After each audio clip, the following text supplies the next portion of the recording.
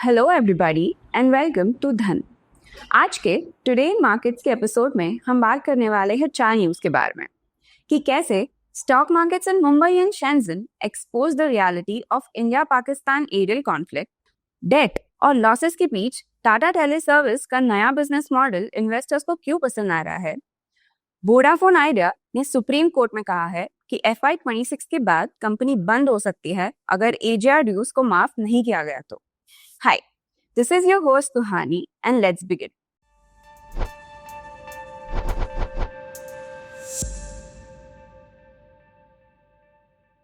तो पाकिस्तान ने दुनिया में बताया कि उन्होंने इंडिया के 5 फाइटर जेट्स को गिरा दिया और 3 रफाल जेट्स भी।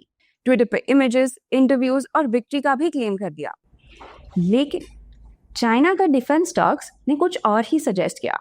शेंजन स्टॉक एक्सचेंज पे एविक चेंगडू एयरक्राफ्ट कंपनी, जिन्होंने पाकिस्तान को JF-17 जेट्स बनाए थे, उनके स्टॉक 3 दिन में 12% गिर गया और ज़ुज़ू होंडा इलेक्ट्रॉनिक्स, जो पाकिस्तान को PL-15 मिसाइल्स बनाता था, वो भी 10% गिर गया। मतलब जिनकी टेक्नोलॉजी पर पाकिस्तान जीत का क्लेम कर रहा था, उनकी क्रेडिबिलिटी इन्वेस्टर्स के नजर में क्वेश्चन मार्क बन गई। लेकिन अगर हम इंडियन स्टॉक मार्केट की बात करें तो इंडिया ने साइलेंट बट शार्प मूव किया, which is called as operation Sindoor. India ने किया air strikes on terror camps in Pakistan, no hypes बस प्रिसिजन, जिसमें इंडिया ने अपने इंडिजिनियस वेपन्स का यूज किया, called as BrahMos missile and Akash air defence system. ये सब रियल कॉम्बैट सिचुएशन में परफॉर्म करके दिखाया और इसी की वजह से अब दुनिया भर के बायर्स इंडिया का डिफेंस प्रोडक्ट में इंटरेस्ट ले रहे हैं। अगर हम डेटा की बात करें तो 2013 में डिफेंस एक्सपोर्ट्स सिर्फ 600 करोड़ का था, लेकिन 10 इयर्स के बाद, दैट इज 2024 और 2025 तक, वो बढ़कर हो चुका है मोर देन 23,000 करोड़, मतलब ऑलमोस्ट 34x का ग्रोथ।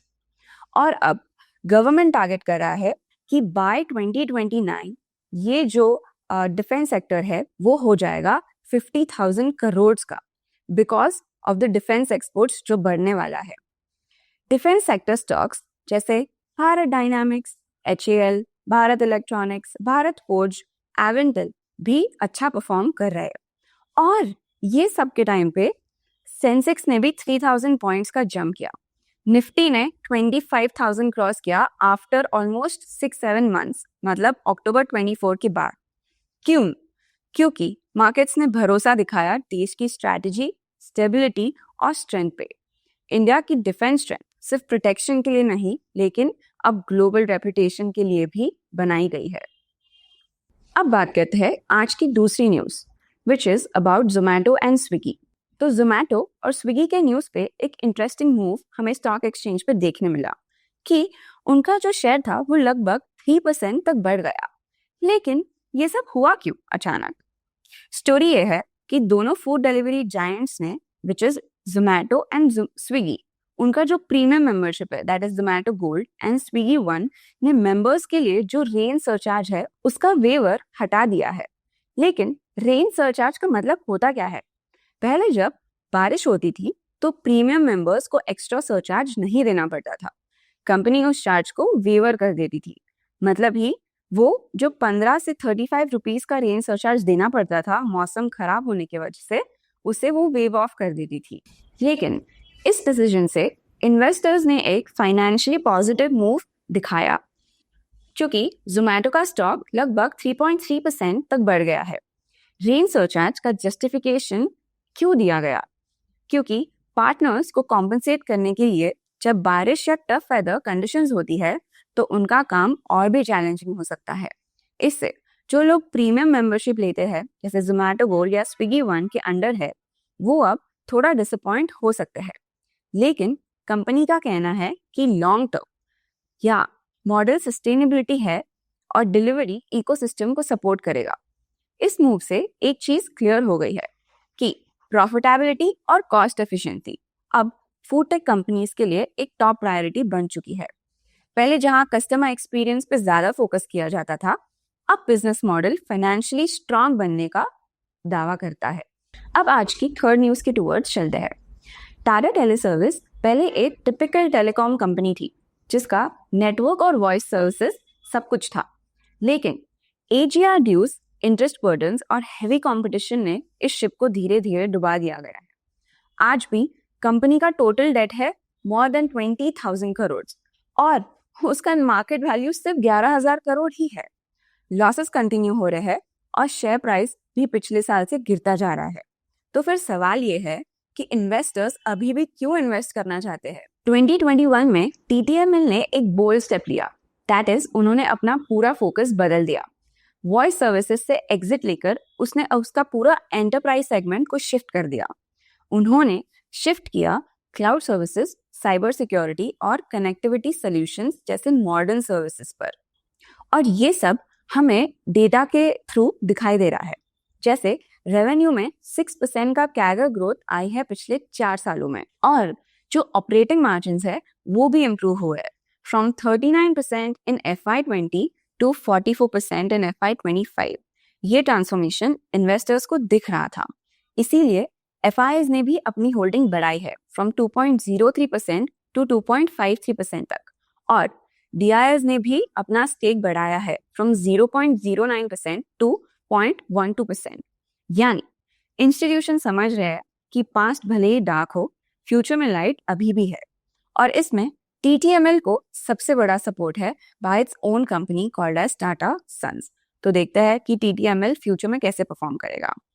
अब जाते हैं towards our last news for the day. Let's understand. सोचो, एक टेलीकॉम कंपनी जिसमें गवर्नमेंट ने 36,950 करोड़ इन्वेस्ट किया हो, जिनका 49% स्टेक है सरकार के पास, लेकिन फिर भी वो बोल रही है कि FY26 के बाद हम बिजनेस कंटिन्यू नहीं कर पाएंगे अगर बैंक हमें फंडिंग नहीं देता है। तो ये कहानी है वोडाफोन आइडिया की। मार्च 2025 में VI को एक बहुत बड़ा बेल आउट मिला। सरकार ने 36,950 करोड़ के स्टैट्यूटरी ड्यूज को इक्विटी में कन्वर्ट किया। इससे गवर्नमेंट का स्टेक 49% हो गया। But guess what, Vodafone Idea अभी भी क्राइसिस में ही है। वोडाफोन आइडिया ने सुप्रीम कोर्ट में एक पिटीशन डाला है जिसमें उन्होंने कहा कि 45,000 करोड़ का इंटरेस्ट पेनल्टी और पेनल्टी का इंटरेस्ट माफ कर देना चाहिए, क्योंकि ये सब ड्यूज है AGR which is adjusted gross revenue के अंडर। VI का कहना है कि मोरेटोरियम सितंबर 25 में खत्म हो रहा है और मार्च 2025 तक हमें 18,000 करोड़ जमा करने हैं, लेकिन वैसा ही नहीं है। बट इस पर भी बैंक्स ने क्लियरली बोल दिया है कि वो कोई भी नए लोन्स नहीं देंगे जब तक ये इशू क्लियर नहीं होता है। और सच कहे तो उनका डर भी सही है। VI के ऊपर अभी भी 2.3 लाख करोड़ का टोटल डेट है, जिसमें से 1.1 लाख करोड़ आर स्पेक्ट्रम ड्यूज और 83,400 करोड़ के AGR ड्यूज है। अब VI ने सुप्रीम कोर्ट से यह भी बोला है कि अगर हमें फाइनेंशियल रिलीफ नहीं मिला तो जो पैसा रीसेंट फंड रेजिंग से आया है और जो इक्विटी गवर्नमेंट ने ली है उसका भी कोई वैल्यू नहीं बढ़ेगा। तो ये एक नाउ और नेवर वाली सिचुएशन बन चुकी है। VI सिर्फ एक कंपनी नहीं है, ये इंडिया का टेलीकॉम सेक्टर का इंटीग्रल पार्ट है। अगर ये गिरता है तो सेक्टर में कंसोलिडेशन और डिसरप्शन दोनों भी हो सकता है। तो आपको क्या लगता है, क्या सुप्रीम कोर्ट इनकी इंटरेस्ट और पेनल्टी माफ करेगा? क्या बैंक्स को गवर्नमेंट की बैकिंग इनफ लगेगी, या फिर हम और एक टेलीकॉम सेक्टर का एग्जिट देखने वाले हैं? आप हमें ये सब कमेंट्स में जरूर बताना। Okay, now quickly let's look at the news flash for today, जो हमें हमारे स्कैनिक्स के न्यूज़ टैब में न्यूज़ फ्लैश एक टैब दिखता है।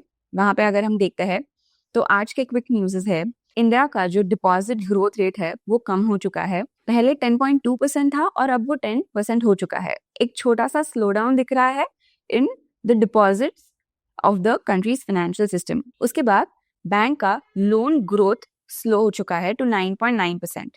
मतलब India's bank loan growth has decreased to 9.9%, down from the previous figure of 10.3%. इसमें it indicates a slight slowdown in the lending activity within the Indian banking sector.